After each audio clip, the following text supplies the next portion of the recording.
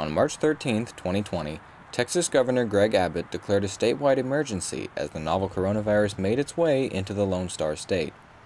On March 15th, the first Texan would die from COVID-19. Since that day, Texas has drawn attention from all across the country for the steps it has, or hasn't, taken to combat COVID-19. While Texas would temporarily ban evictions and non-emergency surgeries, Governor Abbott refused to implement a statewide stay-at-home order or force schools and universities to close. What may be right for places like the large urban areas may not be right at this particular point in time for the more than 200 counties that have 0 cases of COVID-19.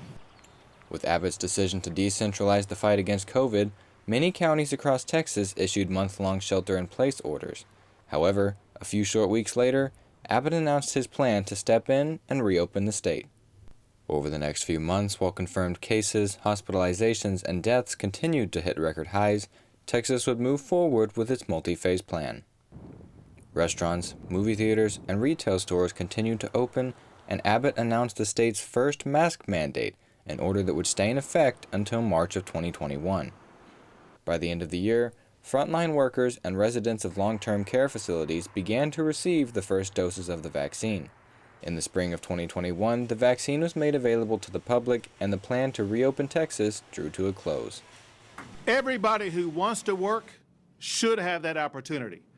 Every business that wants to be open should be open. It is now time to open Texas 100%. As election season rolls around, situations appear to be improving statewide.